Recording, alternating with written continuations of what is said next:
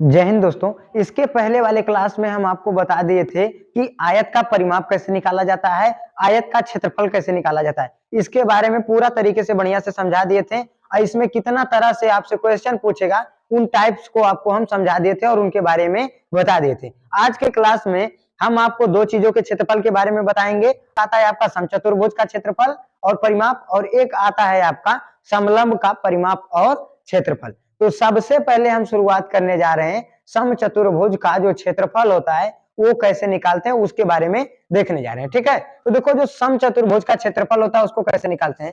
समचतुर्भुज का चतुर्भुज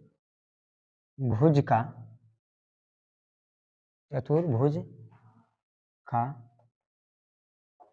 क्षेत्रफल किसके बराबर होता है। तो जो समचतुर्भुज होता है इसमें कितने विकर्ण होते हैं। समचतुर्भुज में कितने विकर्ण होते हैं, दो विकर्ण होते हैं। तो इसमें दो विकर्ण होते हैं, दोनों विकर्णों का गुणनफल, यानी दोनों विकर्णों का क्या कर देते हैं, गुणा। ठीक है, दोनों विकर्णों का गुणनफल, विकर्णों का गुणनफल अब बटे में 2। ठीक है, जो दोनों विकर्ण होते हैं दोनों विकर्णों का क्या कर देना है, गुणा कर देना है। जो दोनों विकर्ण होते हैं दोनों विकर्णों का क्या कर देना है, गुणा कर देना है। और गुणा करके उसके नीचे क्या लगा देना है, 2 लगा देना है। उसका जो है क्षेत्रफल का जो सूत्र होता है वो क्या आ जाएगा, निकल के आ जाएगा। और जो समचतुर्भुज का परिमाप वाला क्वेश्चन है तो परिमाप हम आपको एक चीज पढ़ाए थे, वर्ग का परिमाप वाला पढ़ाए थे। इसमें जो सभी भुजाएं होती है समचतुर्भुज की सभी भुजाएं समान होती हैं, एक जैसी होती हैं। इसलिए अगर इसका जो है इसका निकालना है परिमाप, अगर समचतुर्भुज का आपको परिमाप निकालना है तो कुछ नहीं करना है, समचतुर्भुज के परिमाप का भी सूत्र आप वर्ग वाले परिमाप के सूत्र की तरह लगा दोगे, आ जाएगा। क्योंकि इसकी भी सभी भुजाएं क्या होती हैं, आपस में समान होती हैं। तो इसका जो समचतुर्भुज का भी जो परिमाप होता है, समचतुर्भुज का परिमाप बराबर क्या होता है, तो समचतुर्भुज का जो परिमाप होता है वो भी बराबर होता है वही 4 गुणे किसके, भुजा के। इसका भी जो परिमाप होता है वो किसके बराबर होता है, 4 गुणे भुजा के। क्योंकि अगर इसकी भुजा भी आपस में सब बराबर होते इसलिए 4 से इसकी भुजा में भी क्या कर देंगे, गुणा कर देंगे तो निकल के आ जाएगा। लेकिन इसकी खराबी ये कही है कि इसकी आकृति देखोगे आप ना तो वर्ग के जैसा नहीं होता, क्योंकि इसके विकर्ण आपस में बराबर नहीं होते हैं।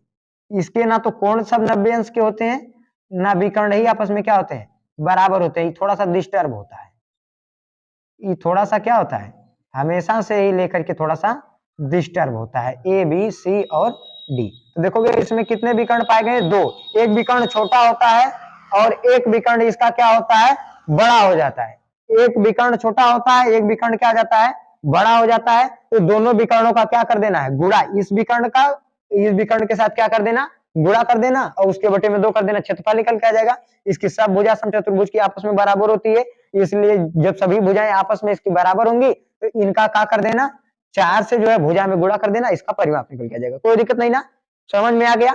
अब इनसे क्वेश्चन कैसे पूछेगा बता दे। तो देखो परिमाप वाला क्वेश्चन देख लेते हैं। कह देगा क्वेश्चन कहेगा किसी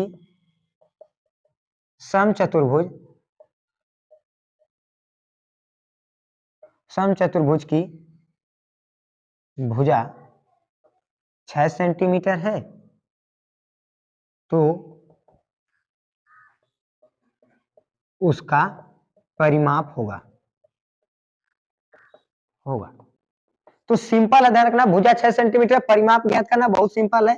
क्वेश्चन आप देखोगे तो इसका जो है भुजा कितना दे रखा है, क्या दिया है, भुजा कितना दे रखा है, आप देखोगे तो भुजा 4 सेंटीमीटर दे रखा है। ठीक है, भुजा 4 सेंटीमीटर दे रखा है। भुजा के 4 सेंटीमीटर देने के बाद इसका दोनों विकर्ण कितना है, आप देखोगे, सॉरी, भुजा कितना दे रखा है, 4 सेंटीमीटर। आपको क्या ज्ञात करना है, परिमाप ज्ञात करना है। तो परिमाप बराबर आप क्या पढ़े थे, समचतुर्भुज का परिमाप क्या पढ़े हो अभी, समचतुर्भुज का परिमाप क्या होता है, 4 गुणे भुजा ना। तो 4 गुणे क्या कर देना, भुजा। जब 4 गुणे भुजा कर देंगे तो 4 गुणे भुजा करने के बाद क्या निकल के आ जाएगा, तो परिमाप 4 और गुणे भुजा कितना है, 6। तो 6 चौक को 24 सेंटीमीटर। तो परिमाप इस तरीके से इसका निकाल लेंगे। अब इसका क्षेत्रफल कैसे निकालेंगे, क्षेत्रफल वाला भी क्वेश्चन हम लोग क्या करते हैं, देख लेते हैं। समचतुर्भुज होता है, इसका क्षेत्रफल कैसे ज्ञात करते हैं। यहाँ क्वेश्चन दिया है आपको, एक समचतुर्भुजाकार मैदान के दोनों विकर्ण 50 मीटर और 80 मीटर है, तो उसका क्या ज्ञात कीजिए, क्षेत्रफल ज्ञात कीजिए। तो इसका ध्यान रखना, क्षेत्रफल कैसे ज्ञात करेंगे, दोनों विकर्ण दे रखा है ना, पहला विकर्ण कितना है, पहला विकर्ण कितना दे रखा है, 50 मीटर। दूसरा वाला कितना है, दूसरा विकर्ण कितना है, 80 मीटर। दूसरा विकर्ण कितना है, 80 मीटर। ठीक है ना, हमको क्या ज्ञात करना है, क्षेत्रफल। क्या ज्ञात करना है, क्षेत्रफल। नहीं पता तो हंसुआ लगा दिए। अब हम लोग समचतुर्भुज का क्षेत्रफल क्या पढ़े हैं, समचतुर्भुज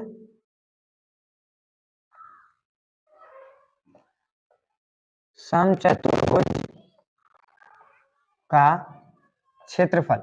हम लोग समचतुर्भुज का जो क्षेत्रफल पढ़े हैं वो क्या पढ़े हैं, तो पढ़े हैं दोनों विकर्णों का गुणनफल, दोनों विकर्णों का गुणनफल।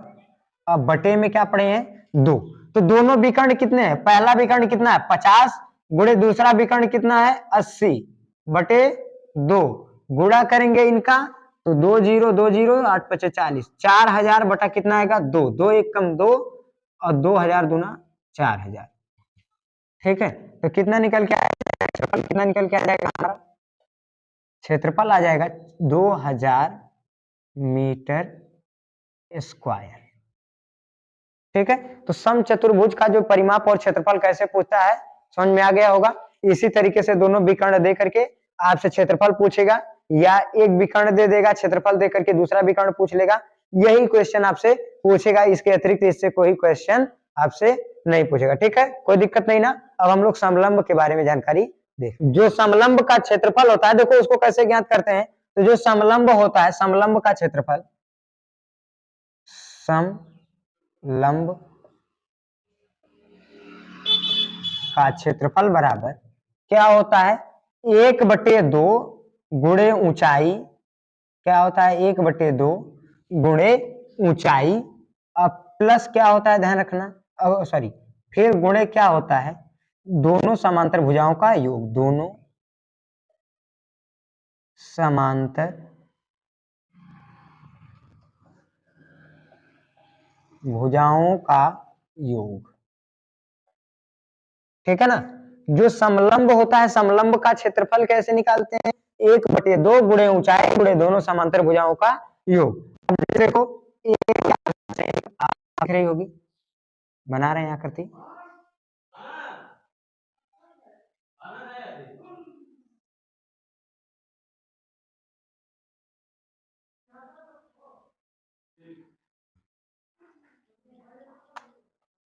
ये आकृति आपको दिख रही होगी, इस आकृति को आप समलंब की आकृति कहेंगे।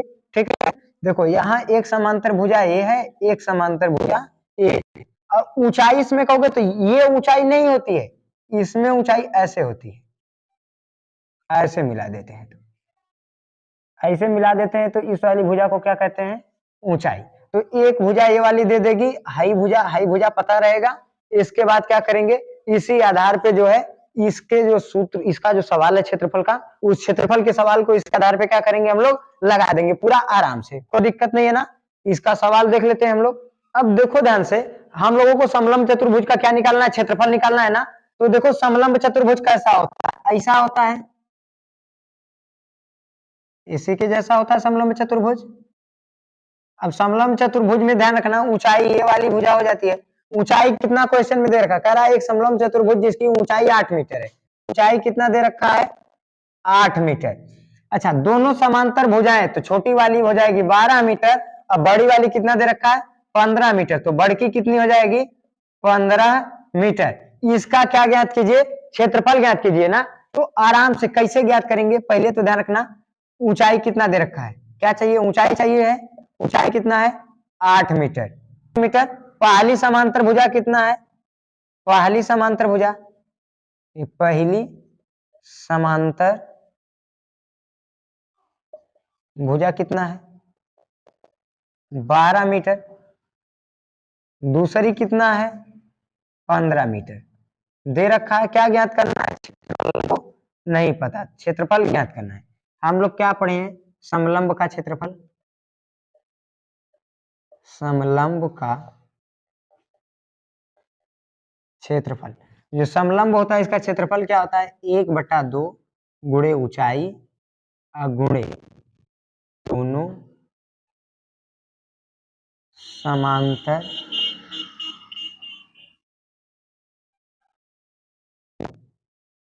का योग।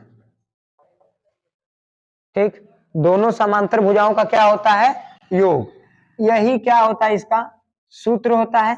अब ध्यान दो, तो 1/1 गुणे ऊंचाई कितना दे रखा है? 8, तो क्या रख देंगे? 8 गुणे दोनों समांतर भुजाएं हैं, तो पहली समांतर भुजा कितनी है?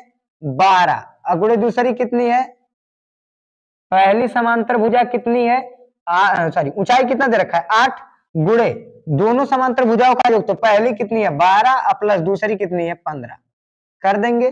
1/2 गुणे 8 जोड़ करके क्या निकल के आएगा? गुणे 12 और 15 जोड़ देंगे, कितना आ जाएगा? 27। ठीक है, इसको काटेंगे, कितना आ जाएगा?